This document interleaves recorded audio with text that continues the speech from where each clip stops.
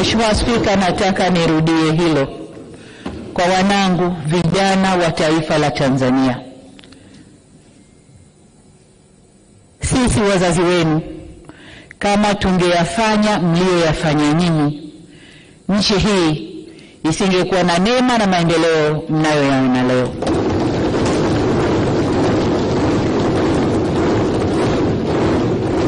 Hivyo niwasihi sana wanangu vijana wa Tanzania, nchi hii ni yenu.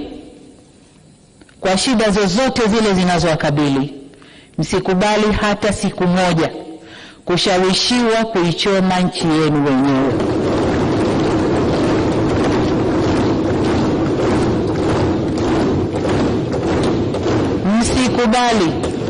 Msikubali kukata tawi la mti ambao mmeukalia. Msikubali kabisa. Hili nawaomba mlikatae kwa nguvu zenu zote. Ninyi ndio walinzi na wajenzi wa taifa hili, na wasihi kamwe msije kuwa wabomoaji wa taifa lenu. Mheshimiwa Spika, kuna wakati vijana hufuata mkumbo wa uhalifu kwa ushabiki. Ninatambua kwamba vijana wengi waliokamatwa na kushtakiwa kwa makosa ya uhaini hawakujua wanachokifanya. Nikiwa mama na mlezi wa taifa hili, ninavyoelekeza vyombo vya sheria na hasa ofisi ya mkurugenzi wa mashtaka kuangalia kiwango cha makosa yaliyofanywa na vijana wetu. Kwa wale ambao wanaonekana walifuata mkumbo na hawakudhamiria kufanya uhalifu, wawafutie makosa yao.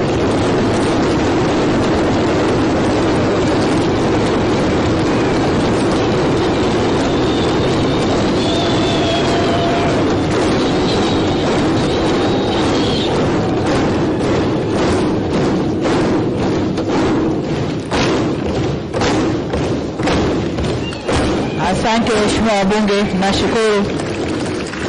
Waheshimiwa wabunge, ukiangalia klipu zile za maandamano, unaona kabisa kuna vijana ambao waliingia kwa kufuata mkumbo.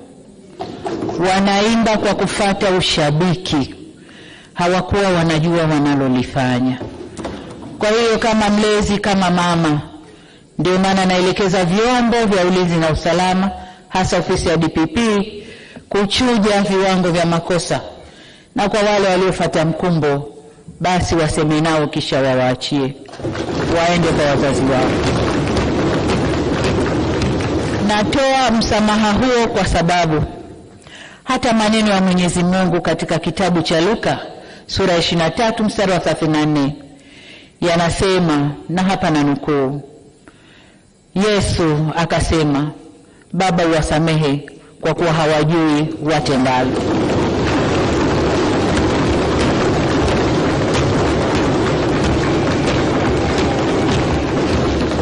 Ndugu zangu wa Tanzania, tujifunze kutokana na mapito yetu. Hapana shaka kwamba Tanzania ni nchi inayofuata misingi ya kidemokrasia, ila neno demokrasia kamili inaweza kutafsiriwa kwenye mitazamo tofauti. Haina formula moja. Kama taifa tunaendelea kujifunza na kujirekebisha. Hivyo basi sote kwa umoja wetu tunapaswa tuitumie fursa hii, tuendelee kujifunza, tujirekebishe na tukubaliane jinsi ya kuendesha nchi yetu kidemokrasia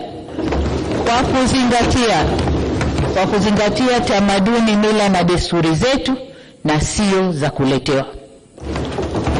Kama tulivyoagizwa na ilani ya Chama cha Mapinduzi ya kipindi cha miaka 5 mwaka huu 2025 mpaka 30, moja ya hatua itakayotufikisha kwenye maelewano hayo ni marekebisho ya katiba yetu.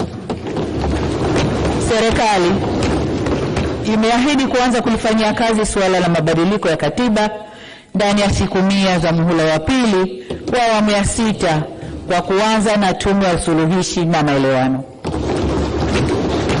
Mheshimiwa Spika, tunapozungumzia umoja wa kitaifa, tunaongozwa na uwepo wa tunu wa muungano wetu. Hivyo basi, kuhudumisha, kuimarisha na kuenzi muungano wetu kutaendelea kuwa kipaumbele cha serikali tunayoiunda. Tutaendelea kuchukua hatua madhubuti kuhakikisha tunatatua changamoto za muungano kila zinapojitokeza.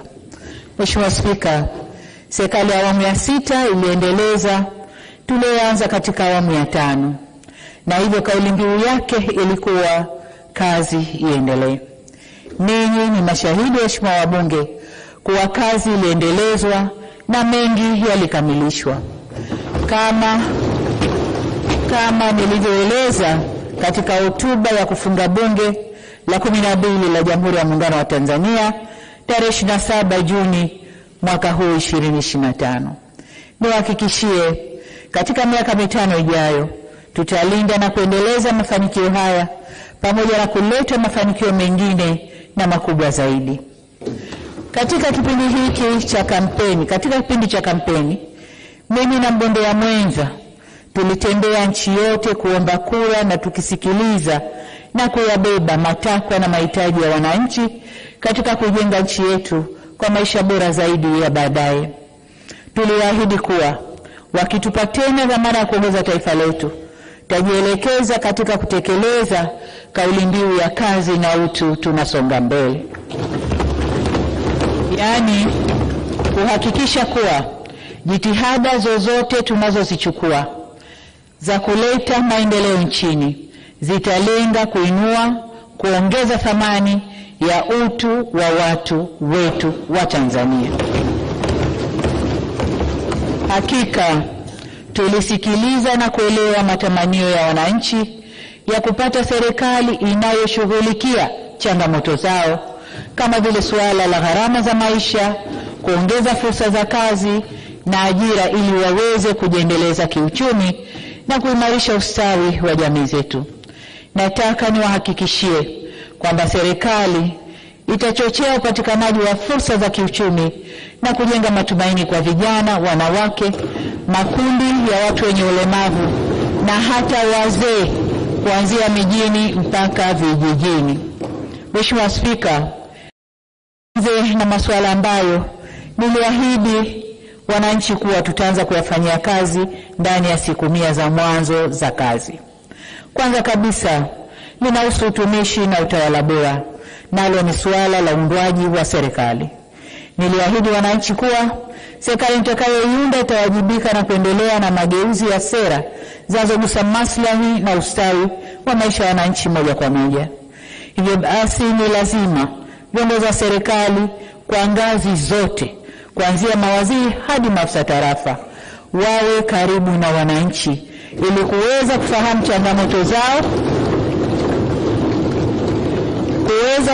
changamoto zao na kuwajibika kwao. Kwa kuwa ahadi tulizozitoa ni nyingi, matamanio ni mengi, matarajio ni makubwa na muda wa kuyatimiza haya ni mchache, tutaongeza kasi ya utekelezaji wa mipango ya serikali ili tuweze kufikia malengo tuliyojiwekea. Na yasema haya mapema kwa watendaji waliopo serikalini, na mnaona makatibu wakuu wako hapa, na wale nitakaowateua kwa ajili ya kujitayarisha kisaikolojia na kujipanga vyema kufanikisha malengo hayo. Wananchi wanahitaji mabadiliko chanya kwa maendeleo. Watendaji msipobadilika kuendana na